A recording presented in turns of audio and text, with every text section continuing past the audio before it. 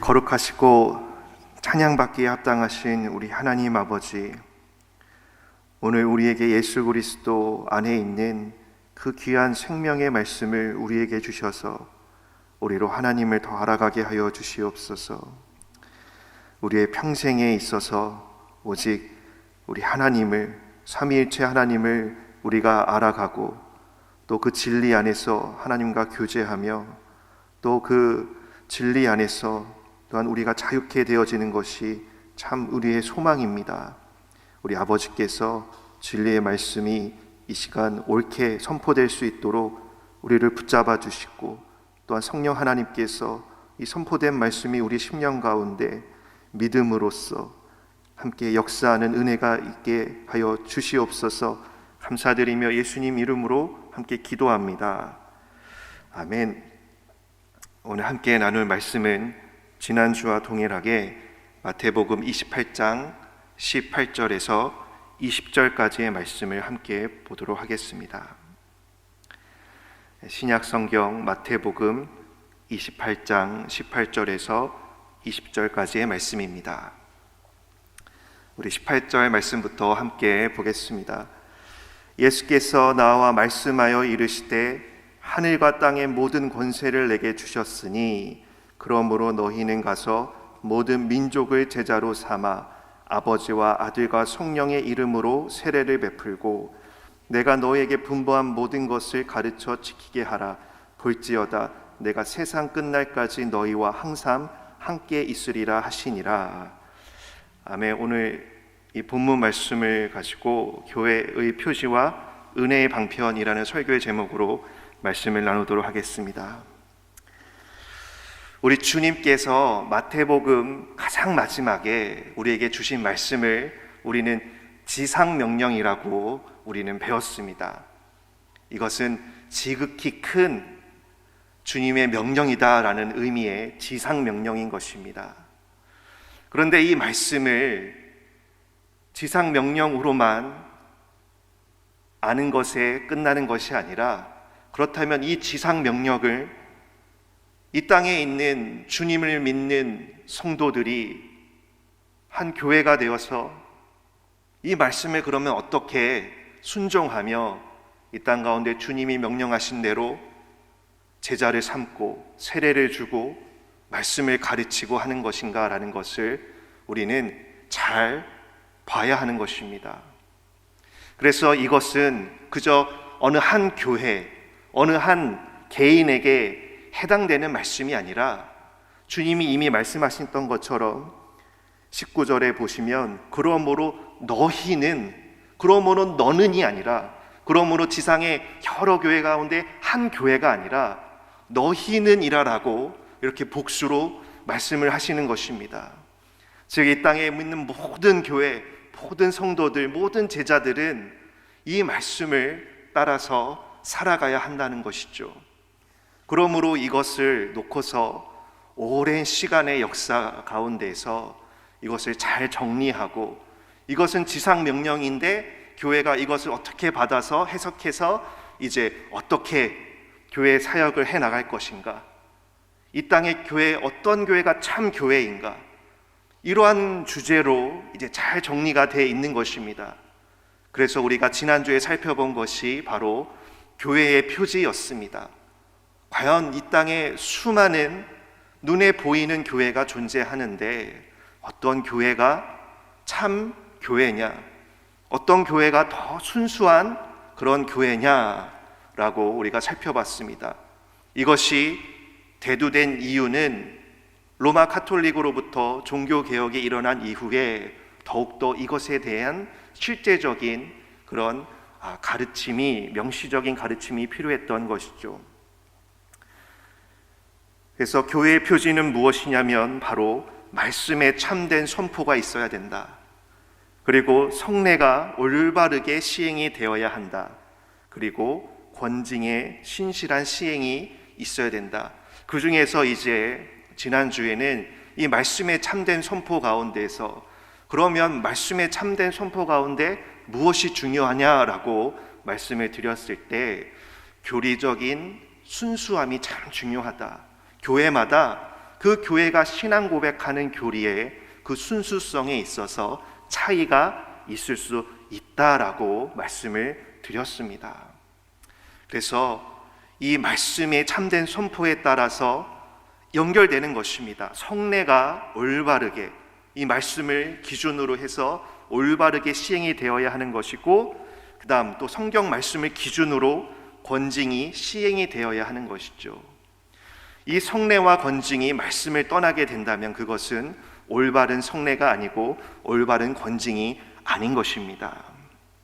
자, 그렇다면 오늘은 이 마태복음의 28장 이 지상명령으로부터 교회의 표지가 나오게 되었는데, 또한 여기에서 한 가지 더 나온 게 있습니다. 그것은 무엇이냐면 바로 은혜의 방편이라는 것입니다. 은혜의 방편이라는 것입니다. 아마 이런 단어 표현을 들어본 적이 아마 없을 수도 있을 것입니다. 혹시 신앙서적 가운데 그 신앙서적을 쓰는 그런 목사님 가운데 폴 워셔라는 목사님을 혹시 아시는지요? 그분이 자신이 쓴 책에서 이런 말을 했습니다. 어떤 언어를 쓰는 그리스도인이든 반드시 배우고 자신의 삶 속에 적용해야 할 중요한 신학적 표현이 있습니다. 그것이 무엇이냐면 바로 은혜의 수단이라고 번역되는 라틴어 메디아 그라치아이입니다 라고 합니다. 메디아 그라치아이, 이게 라틴어인데 번역을 하면 은혜의 방편, 은혜의 수단, 은혜의 선물, 이런 식으로 이것이 번역되는 그러한 말입니다. 아주 수세기 동안 교회는 이 짧은 용어로서 주 예수 그리스도께서 구원받은 신자에게 지속적으로 성화되고 거룩해지라고 교회에 주신 이 은혜의 수단이자 선물을 이렇게 표현한 것입니다. 이것에 대해서 오늘 우리가 함께 살펴보고자 합니다. 즉 번역하면 은혜의 방편, 수단, 선물로 할 수 있고, 그러면 교회의 표지는 말씀, 성례, 권징이었는데 은혜의 방편은 무엇이냐라고 하면 바로 말씀, 성례, 기도가 되는 것입니다. 자, 이것에 대해서 조금 더 간략하게 설명을 드리고 이것에 대한 개념에 대해서 말씀을 드리도록 하겠습니다. 이것은 아까 말씀드린 대로 예수 그리스도께서 직접 교회에 주신 그러한 선물입니다. 은혜의 수단과 방편이 되는 것입니다. 무엇을 위해 이것을 주셨냐면 구원받은 신자가 앞으로 이제 지속적으로 무엇을 이 땅 가운데서 이루어 가야 하는 것입니까? 성화되어야 하고 거룩해지어야 하는 것인데, 이 믿음이 자라나고 성장해지는 것, 거룩해지는 것, 성화되는 것, 이것에 있어서 무엇을 통해서 이렇게 될 수 있는가라는 그 목적을 위해서, 그것이 바로 이것인 것이죠. 말씀을 주시고 성례를 주시고 기도를 주심으로써 우리가 믿음 이후에 자라날 수 있도록 주님이 이렇게 하신 것입니다. 다시 한번 짧게 정리를 하면 지상명령의 그 말씀으로부터 교회의 표지가 나오게 되었고, 또 은혜의 방편이라는 이런 신학적 용어들이 나오게 된 것입니다. 그래서 한 가지 기억할 것은 무엇이냐면 이 주님의 명령을, 지상명령을 그냥 뭔가 어렴풋한 지상명령으로만 보지 마시고 이것이 실질적으로 지상의 참된 교회를 우리가 조금이나마 판단할 수 있는 명확한 기준이 되는 것이고, 또 주님께서 그러한 신자들에게 그들이 어떻게 신앙 안에서 성장하고 성숙하고 거룩해지고 자라날 수 있는가라는 것에 있어서 그 방법 또한 주님이 제시해 주셨다라고 우리가 정리하는 것입니다. 그것이 바로 은혜의 방편은 말씀, 성례, 기도라고 할 수 있는 것이죠. 자, 그러면 이 은혜의 방편이라는 용어가 만들어지고 또 이렇게 성경에 없는 단어이지만 이것이 아주 중요하게 여겨지던 때가 있었습니다. 바로 그것이 바로 종교개혁 때 그렇다라는 것입니다. 왜냐하면 과연 예수님께서 이 땅의 교회의 성도들에게 어떻게 은혜를 주시는가, 어떻게 그 성도들이 은혜로 인해서 성장하고 성숙하게 하시는가, 이것에 대한 많은 견해가 있었기 때문에 그런 것입니다. 대표적으로 로마 카톨릭과 개신교는 이 부분에 있어서 매우 다릅니다. 이것을 참 우리가 잘 알아야 하는 것이죠. 자, 우리는 은혜의 방편을 말씀이 가장 중요하고 그 다음 성례와 기도가 따라온다라고 말씀을 드렸습니다. 그런데 로마 카톨릭에서는 어떻게 생각을 하냐면 말씀보다는 성례가 더 중요하고 성례보다는 교회 그 자체가 더 중요하다라고 그렇게 가르친다라는 것이죠. 우리는 말씀과 성례가 분리될 수 없습니다. 말씀대로 성례를 시행해야지 이것이 올바른 시행이 되는데 로마 카톨릭에서는 말씀과 성례가 분리되어 있습니다. 말씀을 잘 몰라도 그저 로마 카톨릭에서 하는 이런 성례에 참여하기만 하면 그들은 은혜를 받는다라고 생각을 하는 것입니다. 그리고 실제적으로 이것이 좀 더 지나치게 되어서 이 성례를 받아야지만 구원의 조건이 충족이 된다라고 그들은 그 교리로서 갖고 있는 것입니다. 성도 여러분, 우리가 지금 살펴본 은혜의 방편은 전혀 구원의 조건이 아니라 그저 은혜의 방편입니다. 수단입니다. 그러나 로마 카톨릭에서는 이것을 그저 방편이나 수단이 아닌 어떤 은혜의 조건, 구원의 조건으로까지 격상시키는 문제가 있다라는 것이죠. 그리고 조직체로서의 한 교회, 카톨릭 교회에 속하지 않고서는 구원받을 수 없다라는 그런 교리까지도 그들은 만들어내서 이제 말씀이 중요한 것이 아니라 성례라는 의식이 더 중요해졌고 또 교회라는 눈에 보이는 조직체로서의 교회가 매우 중요하게 된 것이죠. 그래서 한 교황 아래 있는 교회만이 구원받는다라고 그들은 가르친다라는 것입니다. 그리고 여기에서 더 나아가서 로마 가톨릭에는 성골이라는 게 있습니다. 이 땅 가운데 참 거룩한 삶을 살아간 그런 성자들의 유골, 이런 것들이 은혜의 방편이 된다라고 그들은 생각을 하고, 또 성물이라는 거 있지 않습니까? 성상. 그래서 천주교 이런 백화점에 가면 여러 가지 성상들이 있는데 그게 그냥 있는 게 아닙니다. 그들은 이것을 통해서 내가 은혜를 받는다라고 생각을 하는 것입니다. 실제적으로 그러한 교리가 있다라는 것이죠. 그리고 더 나아가서 때로 어떤 사람들은 내가 금욕을 하면, 혹은 내가 내 자신을 학대를 하면, 혹은 명상을 하거나 또 이슬람과 같이, 이슬람은 평생에 반드시 성지순례를 해야 그들의 구원이 충족이 되는 것입니다. 그래서 메카를 방문한다던가 아주 유명한 그러한 성지를 꼭 가야 구원을 받는데, 이런 식의 것들이 자꾸 이렇게 붙게 되는 것이죠. 하나님께서 은혜를 주시는 그런 방편들에 있어서 마구 말씀을 벗어나니까 여러 가지 것들이 다 이렇게 들어오게 된 것입니다. 그런데 이제 개혁자들은 그런 것들이 아니고, 마태복음 28장 18절에서 20절까지의 말씀을 통해서 보니 주님께서 직접 교회에 명령하신 은혜의 방편과 수단은 오직 말씀과 성례이다라고 그렇게 개혁자들은 말씀하게 된 것입니다. 그러므로 우리 개신교는 무엇이 가장 중요한 것입니까? 말씀이 가장 중요한 것이죠. 그래서 그렇게 말씀을 강조를 하는 것입니다.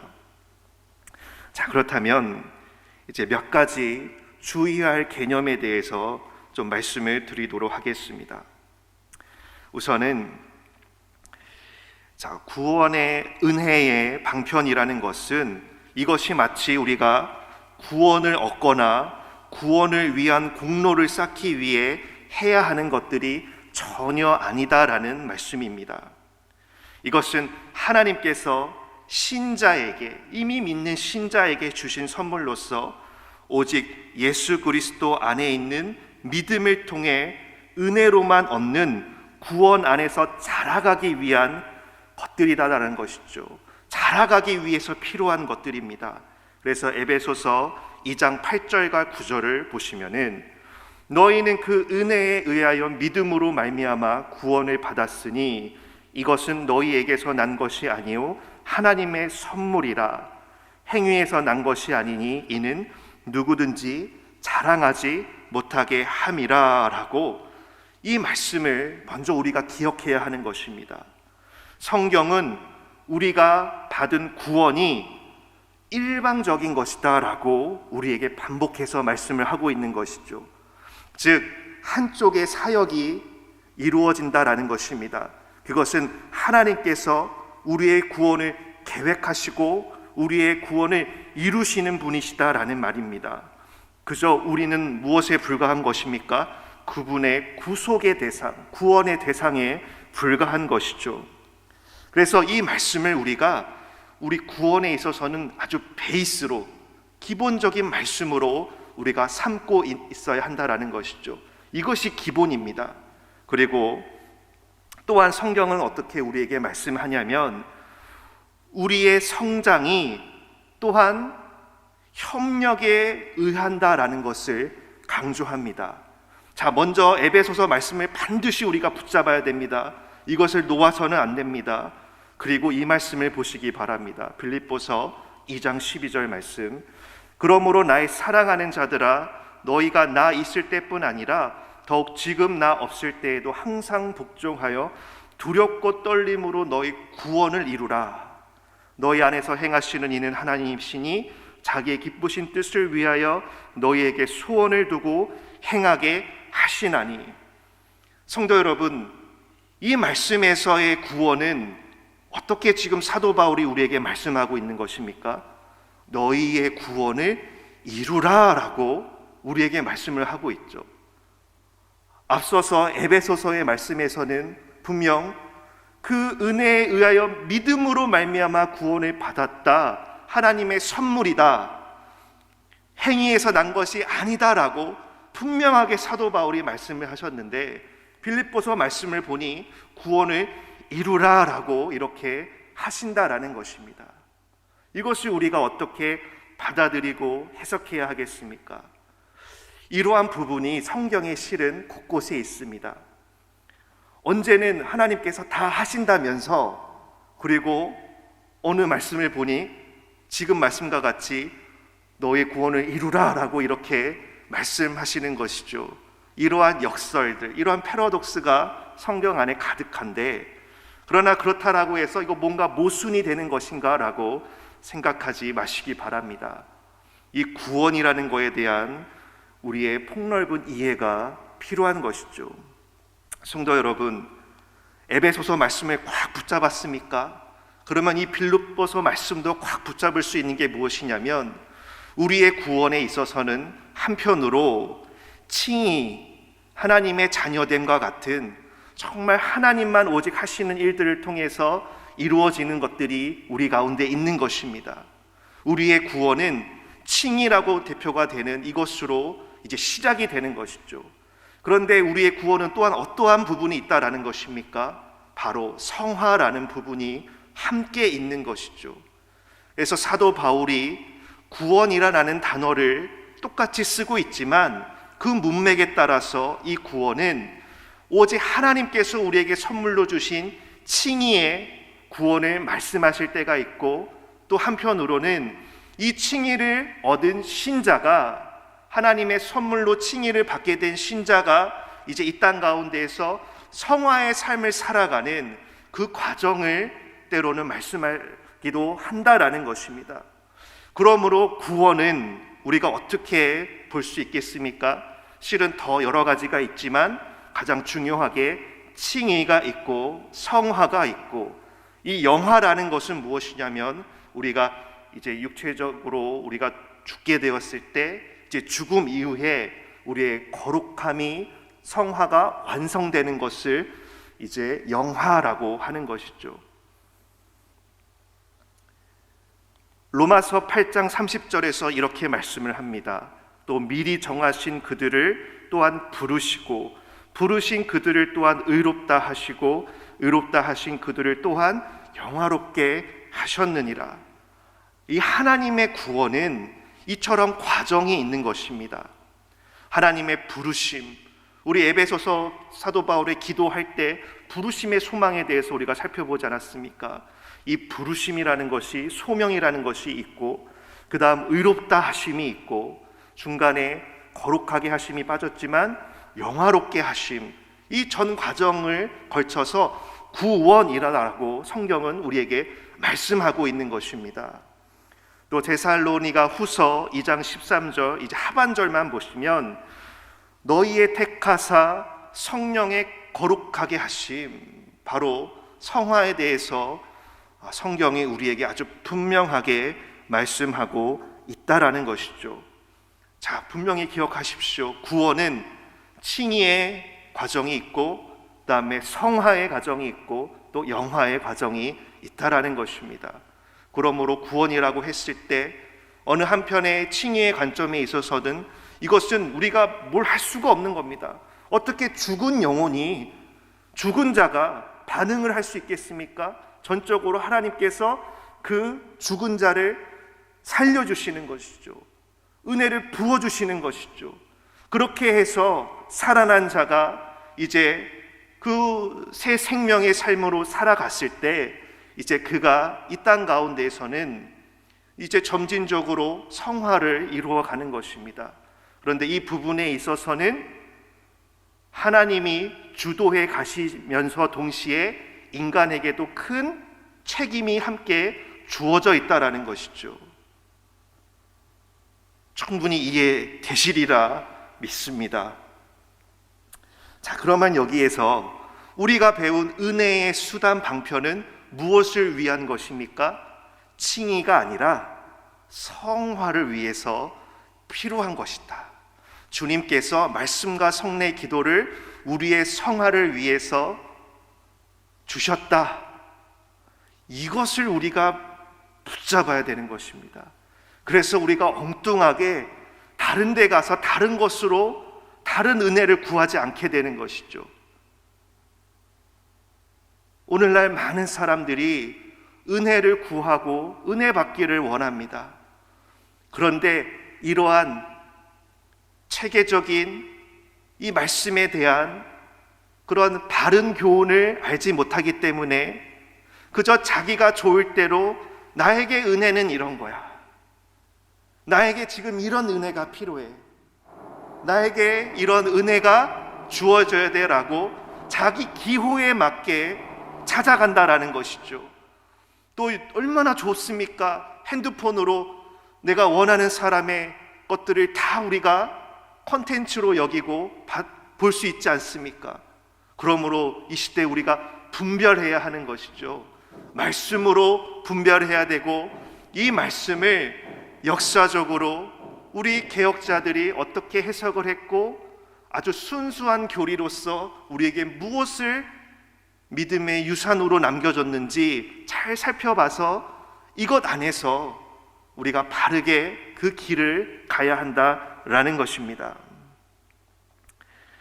하나님의 기쁘신 뜻을 위하여 우리가 이제 의지를 가지고, 어떤 의지겠습니까? 거듭난 의지를 가지고 일하게 하시는 분은 바로 누구십니까? 바로 하나님이십니다. 하나님께서 우리 안에 그 하나님의 소원을 두게 하심으로 우리가 아주 두렵고 떨림으로 우리의 구원, 성화를 이루어갈 수 있도록 하시는 것이죠. 그런데 이 부분에서 이 두렵고 떨림이다라는 이 표현을 한번 좀 이렇게 다시 한번 새겨봤으면 좋겠습니다. 왜 이것을 사도 바울은 두렵고 떨림으로 이렇게 표현을 했을까? 그것은 무슨 말이냐면, 이제 이 성화의 과정 가운데서 우리가 가져야 할 태도가 있다라는 것입니다.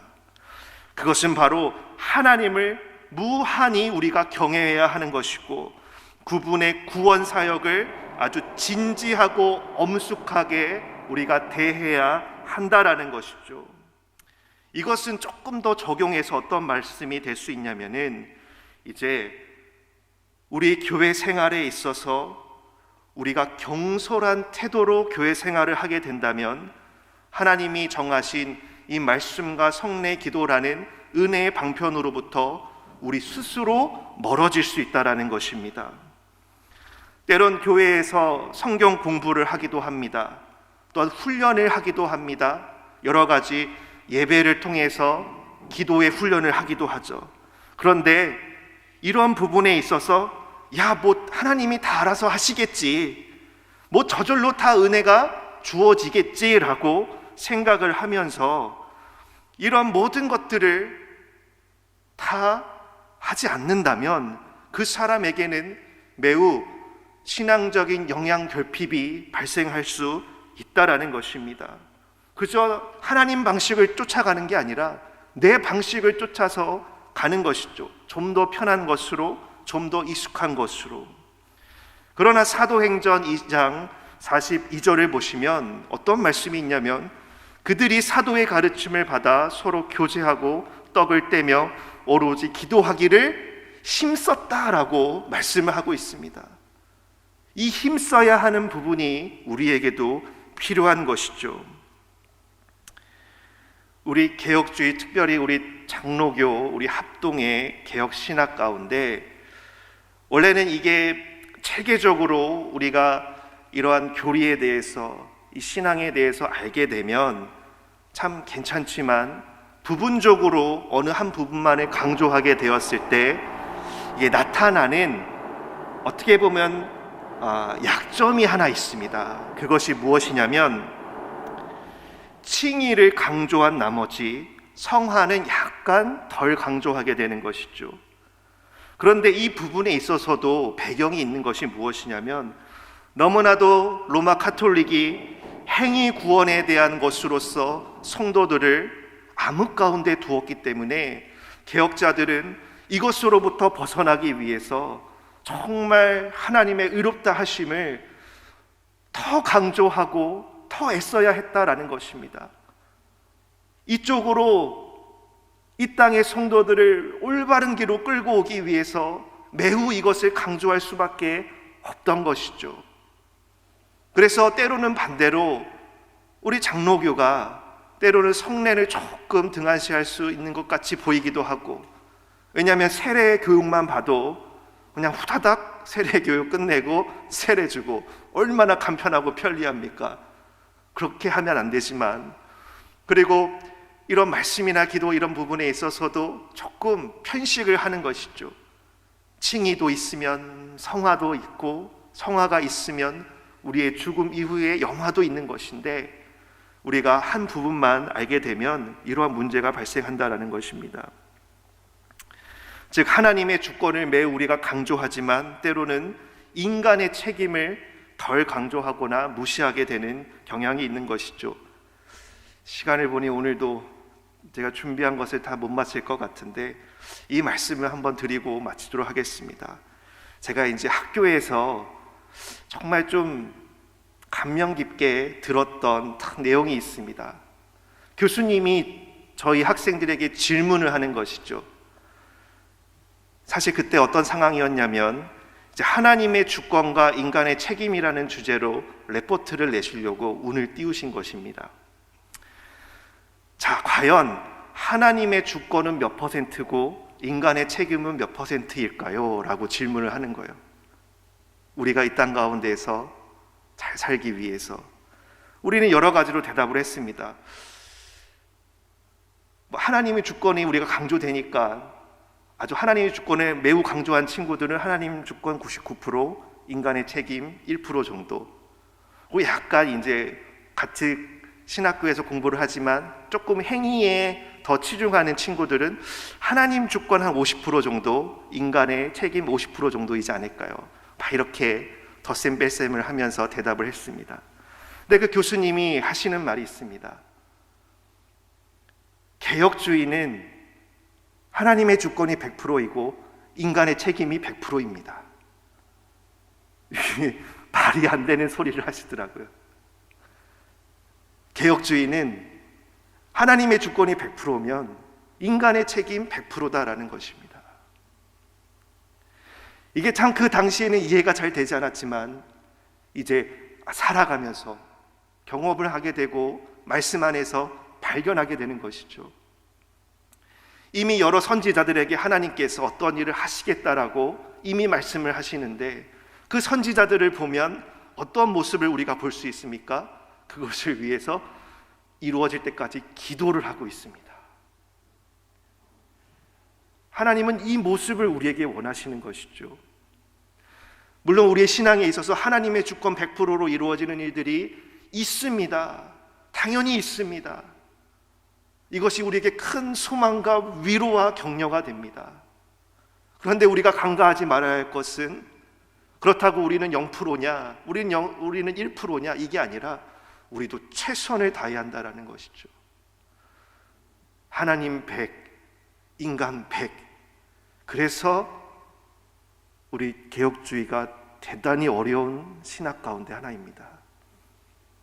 전체를 체계적으로 보지 않으면 치우칠 수 있고 너무 말이 안 되는 것 같고 모순이 있는 것 같고 어려운 것이죠. 그런데 성도 여러분, 우리 예수님이 참 하나님이시면서 동시에 참 사람이라는 게 이해가 되십니까? 성경이 100% 하나님의 말씀이면서 동시에 사람을 통해서 기록된 말씀이라는 게 이해가 되십니까? 그렇다면 하나님의 주권과 인간의 책임도 우리가 이해할 수 없는 부분이라는 것이죠. 하나님의 주권이 100이 있다면 우리도 최선을 다해야 되는 것입니다. 그러므로 남은 거는 다음 주에 하기로 하고 이 말씀 성례 기도를 우리가 붙잡고 하나님의 은혜의 통로로서 우리가 받아들여야 하는 것입니다. 위로가 필요하시고 은혜가 필요할 것입니다.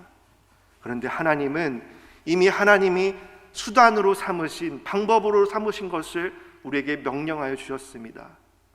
이것이 매우 낡아 보이고 매우 피상적인 것으로 보이고 뭔가 시대에 뒤처진 것 같고 유행에 뒤처진 것 같이 보이실지 모르겠습니다. 그러나 말씀 성례 기도야말로 우리 주님께서 우리에게 직접 명령하신 은혜의 통로라는 것을 우리가 믿고, 다만 이 말씀 성례 기도를 우리가 어떻게 잘 이 교회에서 아름답게 우리가 순종하고 실천할지에 대한 논의는 필요하겠지만 이것에서 넘어가지 마십시오. 넘어가는 부분은 우리의 영역이 아닙니다. 하나님이 그건 하실 일이죠. 우리는 이 안에 있으면 됩니다. 말씀과 성례 기도로서 우리 모든 성도님들이 은혜 충만한 삶을 누리시기를 주님의 이름으로 축복합니다. 아멘. 함께 기도하시겠습니다. 하나님 아버지, 참 신앙의 삶 가운데에서 우리가 때론 이해하기 힘든 부분이 많이 있습니다. 그러나 이러한 부분에 있어서 그저 나 자신의 생각,